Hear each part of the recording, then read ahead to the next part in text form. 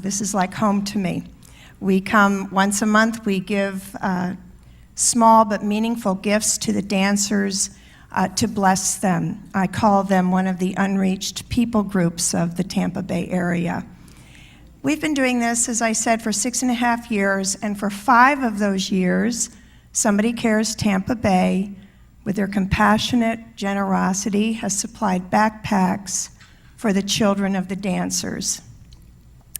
Nothing, I can't put it into words, it couldn't even be shown on a screen, the impact that the backpacks have when we bring them to the dancers. It has an impact on the owners, the patrons, the dancers, everyone that witnesses it can't believe it, want to know what the hitch is, etc. You can just imagine. The first year that we went with the backpacks, of course, every time we go, the dancers are very welcoming to us. They're very warm. They love us. They're open with us, very willing to share prayer requests with us for the most part. But then there was this one, a woman named Merrick.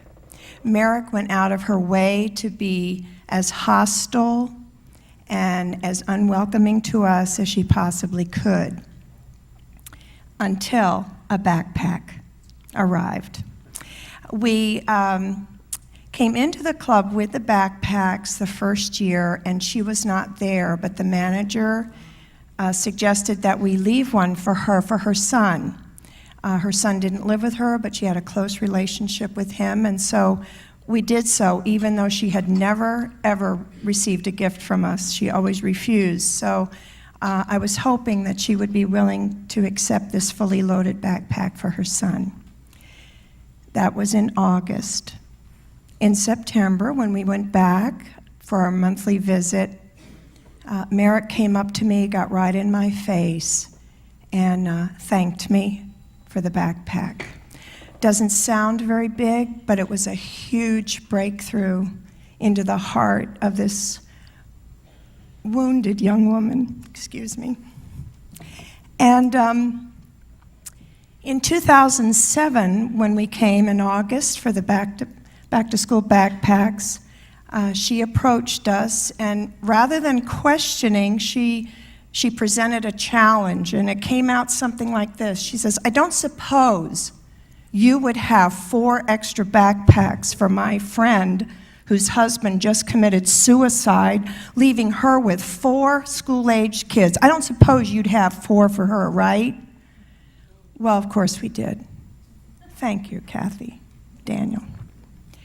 I went out to the car to get the extra backpacks, and when I came in, she handed me the phone and said, "Here she is. Her name's Deborah. Talk to her."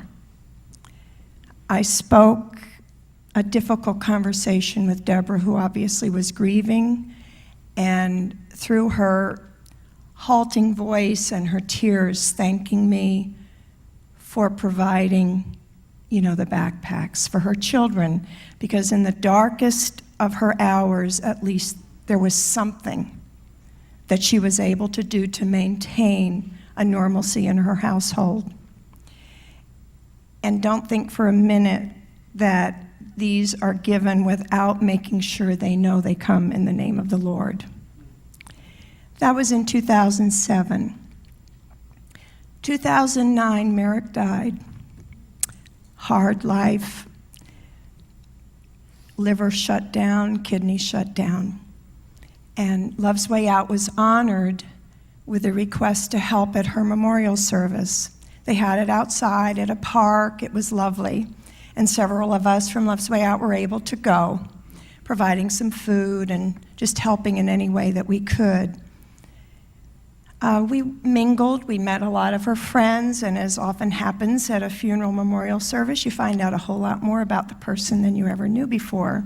This was no exception with Merrick. As we were preparing to leave, I heard someone in the background call out the name Deborah. And immediately I thought, oh my gosh, is this the Deborah? And I sought this woman out, and at an appropriate moment went up to her and was going to try to tactfully ask her if she was indeed the Deborah whose husband had committed suicide. And I introduced myself to her, and before I got beyond my name, she hugged me and just wouldn't let go, thanking me profusely for that great gift 2 years prior for her children. And then she struggled to pull something out from under her blouse, and it was a cross that she was wearing around her neck. And she said, "I want you to know that since that time, I've been working my way," that's the language, "working my way back to the relationship with God that I enjoyed when I was a little girl. And I just can't thank you enough." Daniel and Kathy, I can't thank you enough for blessing this city. Thank you.